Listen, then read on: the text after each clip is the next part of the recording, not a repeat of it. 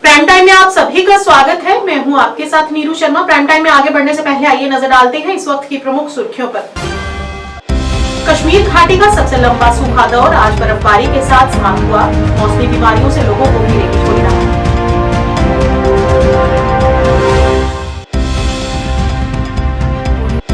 कटरा में लग रहे रोपवे के खिलाफ रियासी में निकाली विरोध रैली। श्राइन बोर्ड प्रशासन के खिलाफ जमकर की नारेबाजी।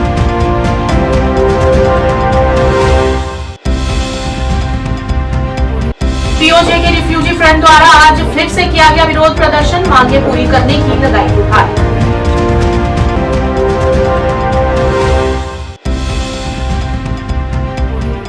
पूर्व मंत्री और डोगरा सदर सभा के अध्यक्ष गुलचैन सिंह चाड़क ने भारत के पूर्व प्रधानमंत्री स्वर्गीय डॉक्टर मनमोहन सिंह के निधन पर गहरा दुख व्यक्त किया और उन्हें श्रद्धांजलि अर्पित की।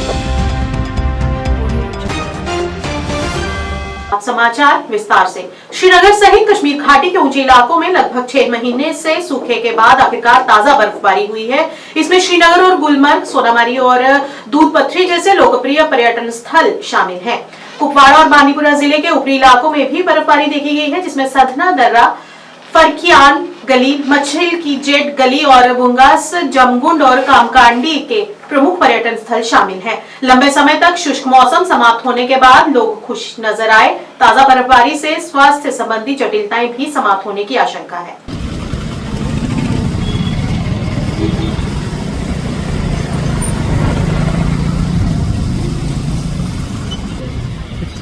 बर्फबारी को देखने के लिए आज हमारी सुबह की प्लानिंग थी गुलमर्ग जाने की, लेकिन वो प्लानिंग कैंसिल हुई। तो हमें लग रहा है कि हमारी इस जिज्ञासा को देखते हुए, हमारे इस प्रेम को देखते हुए, बर्फ़ के प्रेम को देखते हुए बर्फ़ स्वयं श्रीनगर आ गई। आज जो हमने जानकारी ली है कि ये श्रीनगर की पहली बर्फबारी है, तो बेहद खूबसूरत मौसम है, बहुत आनंद आ रहा है।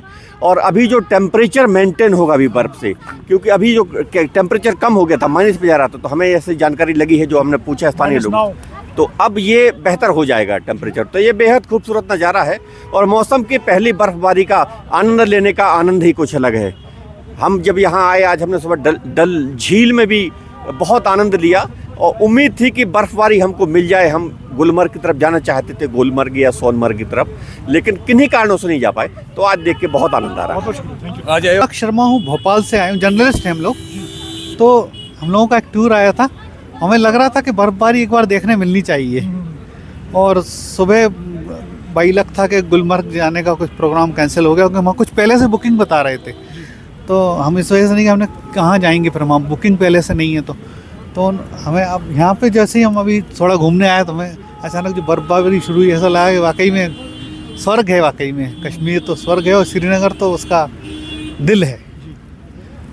साल के बाद आई हूँ यहाँ। मैं तो लास्ट यहाँ 87 में आई हूँ। 87 के बाद में तो मैंने पहली बार यहाँ बर्फ़ देखी है। मैंने तो इससे पहले बर्फ़ देखी नहीं थी, बहुत छोटी थी तब किश्तवाड़ में देखी थी, तब मैं बहुत छोटी थी। तो कैसा लग रहा है आपको पहली बार? बहुत अच्छा लगा है, आज पड़ी बहुत अच्छा लग रहा है। हमने पहली बार देखी है तो नेचुरली अच्छा ही लगेगा। मौसम भी बहुत अच्छा, और हमने वहाँ कल हम सोनामर्ग गए थे, वहाँ भी काफ़ी बर्फ़ थी, वहाँ भी हमने एंजॉय किया। आज तो लाइव ऐसे मतलब फर्स्ट टाइम ऐसे लाइव देखी है। अब समाचार विस्तार से। पिछले कई दिनों से कटरा में रोपवे के खिलाफ धरने प्रदर्शन चल रहे हैं। जम्मू कश्मीर में भिन्न भिन्न जगहों में रोपवे के खिलाफ विरोध प्रदर्शन देखे गए हैं। आज रियासी में भिन्न भिन्न संगठनों द्वारा रोपवे के खिलाफ विरोध रैली निकालकर श्राइन बोर्ड प्रशासन के खिलाफ जमकर नारेबाजी की गई। प्रदर्शनकारियों ने मांग की कि जिन प्रदर्शनकारियों को पुलिस ने हिरासत में लिया है, उन्हें बिना शर्त पर जल्द से जल्द रिहा किया जाए और रोपवे कार्य को पूरी तरह से बंद किया जाए। प्रदर्शनकारियों ने कहा कि आस्था के साथ खिलवाड़ नहीं होने देंगे और रोपवे प्रोजेक्ट को नहीं लगने देंगे। उन्हें कहा इसमें चंद लोगों का निजी स्वार्थ है, इसीलिए वे रोपवे के खिलाफ नहीं बोल रहे।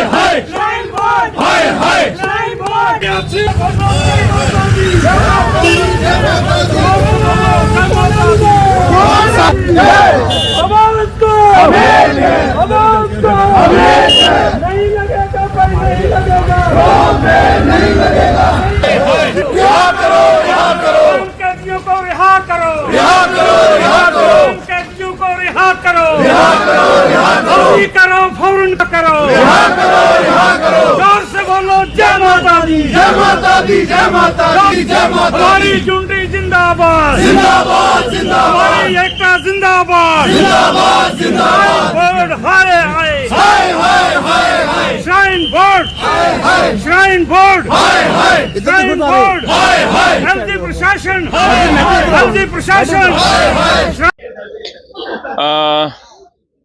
आपका सवाल बहुत अच्छा है।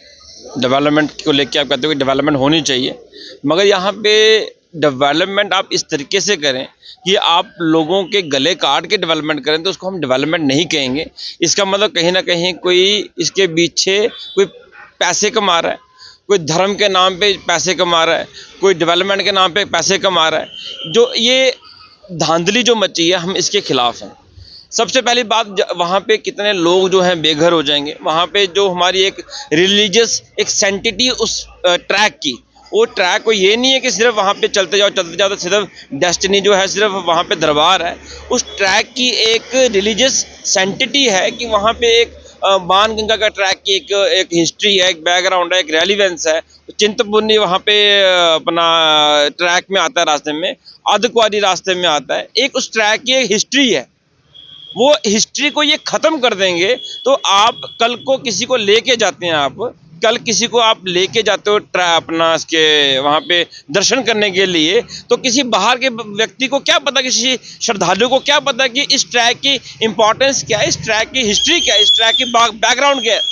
वो घोड़े पिट्ठू वाले लोग जो हमारे वहाँ पे जो लोकल लोग काम कर रहे हैं, वो वहाँ पे हर एक ट्रैक पे जो जो पॉइंट्स हैं हमारे, उसकी हिस्ट्री, उसकी रेलिवेंस, उसकी इंपॉर्टेंस को बताते हैं। फिर जाकर श्रद्धालुओं को पता चलता है वाह जी वाह, कितनी इस जगह की कितनी इंपॉर्टेंस है। वो ट्रैक पे चलते जाते हैं, माता के नारे चलते रहते हैं और दरबार में जाते जाते जाते उनकी इतनी भावना जाग जाती है। और कई लोग जब दरबार में पहुँचते हैं वो रोने लगते हैं। वो मतलब उनके आंखों से आंसू रुकते नहीं है, क्योंकि वो शरीर के अंदर इतनी दर्द, इतना प्यार, इतना भरा होता है उस टाइम कि मन करता है कि वहीं पे हम जो है वहाँ पे लेट जाएं, वहाँ पे दीदार करते रहें। तो वो जो रिलीजियस सेंटिटी है उसको ख़त्म करने का काम किया जा रहा है। एक व्यक्ति गंडोला में बैठेगा, सीधा ऊपर पहुँच जाएगा, उसे क्या पता चलेगा कि इसकी रेलिवेंसी क्या है, इस दरबार की इसकी रेलिवेंस क्या है। बिल्कुल जी, ये सरासर ये गलत है। रोपवे से एक तो बेरोज़गारी, वैसे भी जब से बीजेपी गवर्नमेंट आई है सेंट्रल में, तब से बेरोज़गारी बढ़ी है। तो मेरे ख्याल से तो रोपवे नहीं लगना चाहिए, क्योंकि इससे कम आप मान के चलेंगे 50,000 के करीब के लोग जो होंगे वो इफ़ेक्ट होंगे, इससे उनका रोज़गार छूट जाएगा। अगर एलजी साहब को गंडोला लगाना ही है कि यूपी में लगवा दें। यूपी में बहुत सारी जगह हैं जहाँ पे आप टूरिस्ट स्पॉट बना सकते हैं, पर ये हमारी आस्था के साथ इस तरह का खिलवाड़ नहीं करें। ये हमारी आस्था है, इस वैष्णो देवी हमारी जो डोगरों का कल्चर है, हमारा यहाँ हमारी सभ्यता का सवाल है। ये कोई टूरिस्ट प्लेस नहीं है कि आपने गंडोला लगाया, ये दिखाए, बाग शाग दिखाए, बगीचे दिखाए, स्विमिंग पूल दिखाए, मॉल दिखाए और आप दर्शन करवाए। वो झूठे दर्शन होंगे माता के। सच्ची आस्था के साथ आप खिलवाड़ मत करें। तो मैं तो यही कहना चाहूँगा एलजी साहब, आप पता नहीं आपका टेन्योर कितना है यहाँ पे, 2 महीने, 4 महीने, 6 महीने, जितना भी टेन्योर है, उसके बाद आप ये गंडोले वाली कंपनी को अपने साथ ले जाएँ।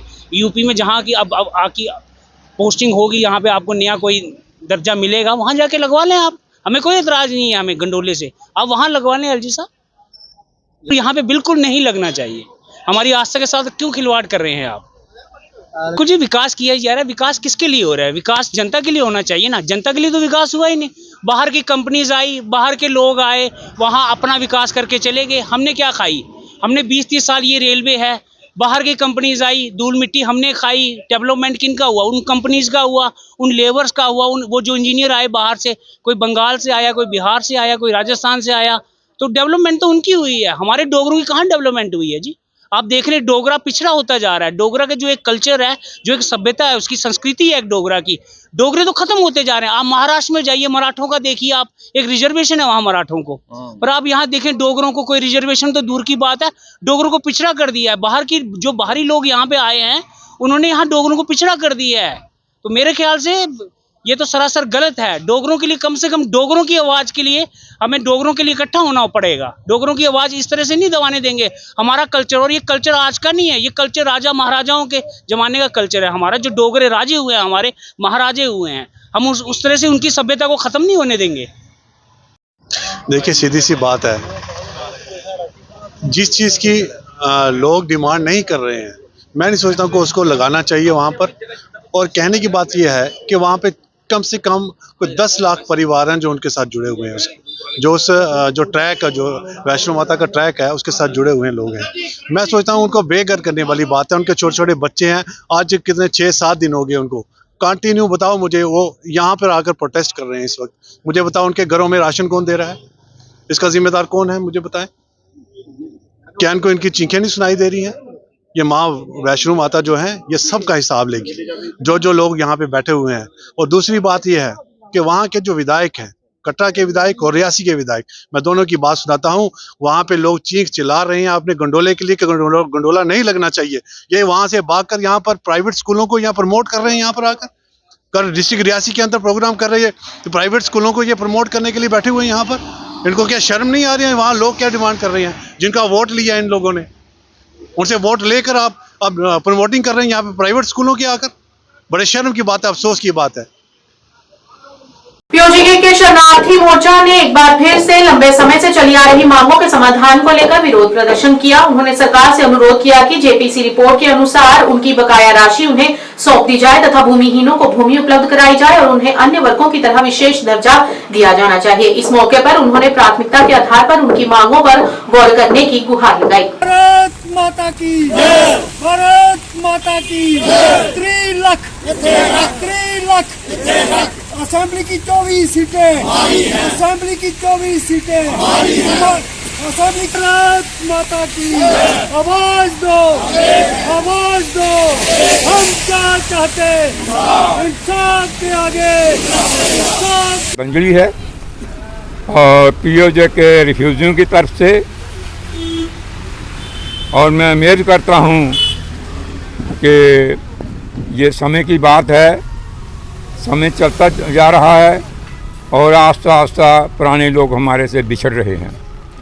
बाकी हमारी कुछ डिमांड्स हैं, वो इस प्रकार से हैं कि हम अभी अपने प्रधानमंत्री मोदी जी से भी, गवर्नर साहब से भी और उमर साहब से भी दरख्वास्त करते हैं कि हमारी डिमांड के ऊपर गौर फरमाया जाए और हमारी डिमांड को हल किया जाए। सबसे नंबर 1 ये है कि अभी तकरीबन 4200 फाइल जो पीओ के रिफ्यूजियों की पास हो चुकी है, दिल्ली में डाटा जा चुका है, उसका पैसा नहीं डाला जा रहा है। पैसा जल्दी से जल्दी डाला जाए। नंबर 2, जेपीसी के आधार पर हमारा ये 30 लाख रुपया मंजूर हुआ था पर फैमिली, जो अभी 5.5 भी नहीं दे पाए हैं, और हम दरख्वास्त करते हैं कि वो 24.5 जो बैलेंस है वो भी दिया जाए। नंबर 3, जो लैंडलेस लोग हैं, जिनके पास ज़मीन नहीं है, उनको ज़मीन और प्लाट दिया जाए ताकि वो भी कहीं अपनी खोई जायदाद का ये कह सकें, फ़ख्र से कह सकें कि हमें भी गवर्नमेंट ने एक रिफ्यूजी के नाते बसाया है, जब बसाव किया है। अगली चीज़ है, हमें रिजर्वेशन चाहिए, जैसे पहाड़ी लोगों को, बकरवाल लोगों को, और उन्होंने स्टेटस दिया है, हमें भी मिलना चाहिए। सबसे गया कमज़ोर तबका जो रिफ्यूजी है, रिफ्यूजी एक किस्म का सब कुछ छोड़कर आया था, सब कुछ लुट गया था। अगर किसी ने अभी थोड़ा सा स्टैंड हुआ वो बात दूसरी है, लेकिन फिर भी मैं ये कहना चाहता हूँ कि ये स्टेटस हमें मिलना चाहिए, चाहे हमें रिफ्यूजी स्टेटस दिया जाए, बैकवर्ड क्लास का स्टेटस दिया जाए या पहाड़ी स्टेटस दिया जाए, हम उसके लिए लेने के लिए तैयार हैं। अगली बात, हमारे बच्चे अनपढ़ रह गए, उनको कोई नौकरी नहीं है, कोई कुछ नहीं है। हम चाहते हैं कि बच्चों को नौकरी का बंदोबस्त किया जाए, जो अभी अनपढ़ हैं या ऐसे बेरोज़गार खड़े हैं, उनको नौकरी दी जाए। अगली चीज़, स्कूलों कॉलेजों में हमारे लिए कोई बंदोबस्त नहीं है, कोई उसमें छूट नहीं है, बाकी सबको छूट दी जा रही है, लेकिन पीओजे के रिफ्यूजियों को आज तक किसी किस्म की छूट नहीं दी गई, जो हम चाहते हैं कि हमें भी छूट दी जाए।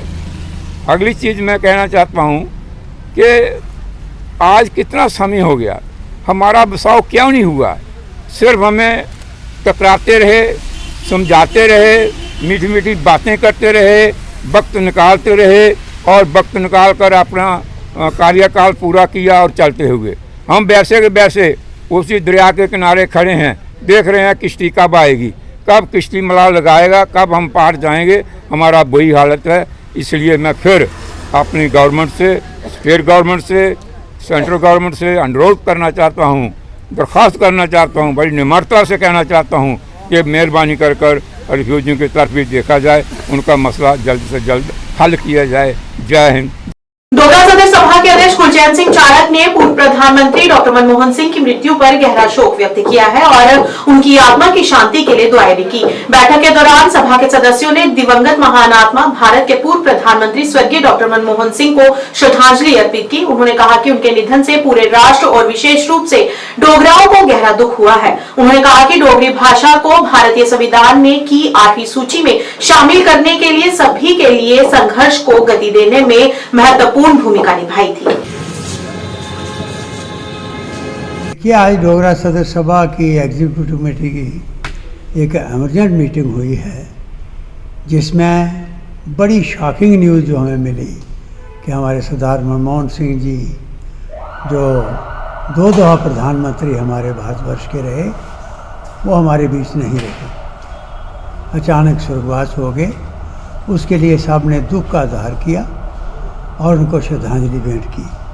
भगवान से प्रार्थना की, वाहेगुरु से प्रार्थना की कि उनकी रूह को शांति दें, अपने चरणों में स्थान दें और हम सबको हिम्मत दें कि इतनी बड़ी जो कमी भारतवर्ष के अंदर हुई है, ऐसे इंसान जिनके चेहरे पर कभी गुस्सा नहीं देखा, कभी नाराज़गी नहीं देखी, और क्या क्या उनकी अचीवमेंट्स हैं हर फील्ड के अंदर, as prime minister, as finance minister, as bureaucrat, क्या क्या उन्होंने लाइफ में किया है, ये एक लंबी कहानी है, आप सब जानते हैं। तो ये बहुत दुख हुआ, बहुत कमी है आज की जिस उनका माहौल है, इसके अंदर ऐसे संतों का, ऐसे सियासतदानों का, ऐसे गंभीर शख्सियतों का चले जाना एक बहुत बड़ी कमी है। तो उनको आज हमने श्रद्धांजलि भेंट की और भगवान से प्रार्थना की। दूसरा, आप सब जानते हैं कि डोगरा सदर सभा जिस संस्था में हम बैठे हैं 120 साल पुरानी संस्था है।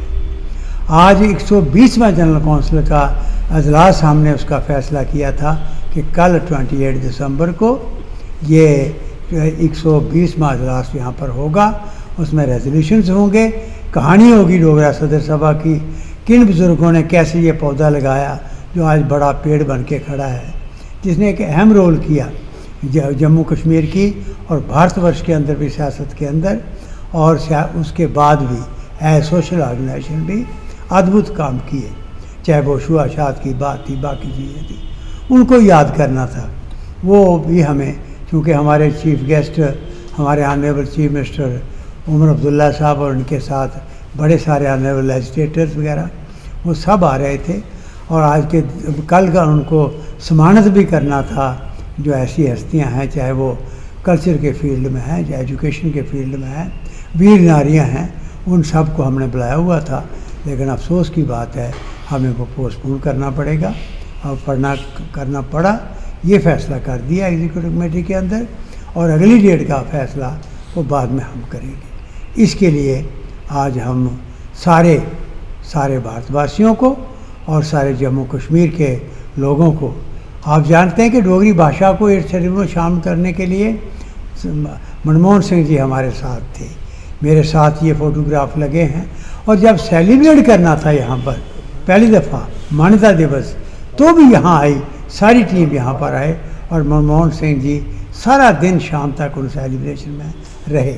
और वहीं रियासी में पूर्व प्रधानमंत्री मनमोहन सिंह को आज नामांकों से श्रद्धांजलि दी गई। कांग्रेस कार्यकर्ताओं के अलावा नगर के गणमान्य लोगों और सामाजिक संस्थाओं के लोगों ने पूर्व प्रधानमंत्री को श्रद्धांजलि देते हुए अपने विचार व्यक्त किए। उन्होंने कहा कि मनमोहन सिंह ने देश की अर्थव्यवस्था को उस समय ठीक किया जिस समय देश की आर्थिक स्थिति काफी गिर गई थी। प्रधानमंत्री के तौर पर वह अपने कामों को करवाने में सफल रहे। उनकी दूरदर्शिता को आज भी याद किया जाता है। उनके द्वारा कई स्कीमों को जारी किया गया जिसका लाभ आज भी लोग उठा रहे हैं। प्रधानमंत्री नरसिम्हा राव जी के साथ मनमोहन सिंह जी फाइनेंस मिनिस्टर आए और उन्होंने इस देश को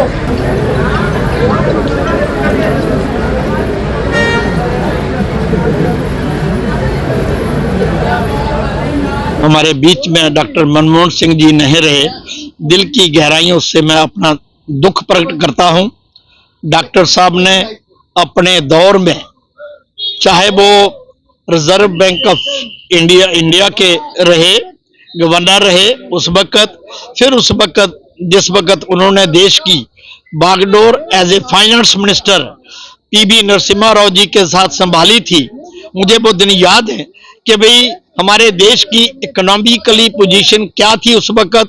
हमारा देश कर्जे में था, हमारा सोना भी गिरवी हो चुका था और डॉक्टर मनमोहन सिंह जी ने वर्ल्ड बैंक से सोना भी वापस लाया और देश की इकानमी को बुलंदियों तक लेके गए।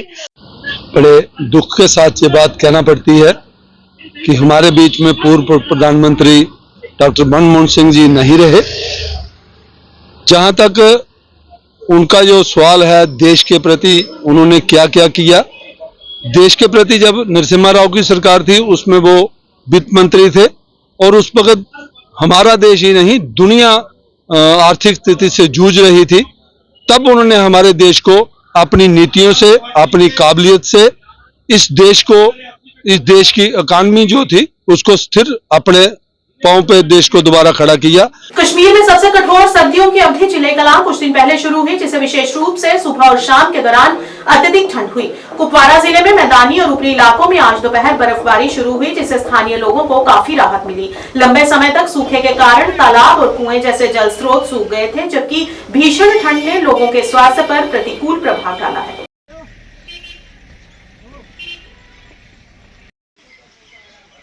का हम बहुत शुक्रगुजार है।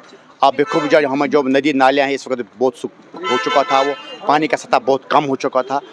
तो इससे क्या हुआ, जो छोटे मोटे बीमारी हो जैसे फेवर हैं, बाकी ये छाती खराब होता था, इससे जो खुश्क साली हुआ उससे बीमारी भी बहुत है।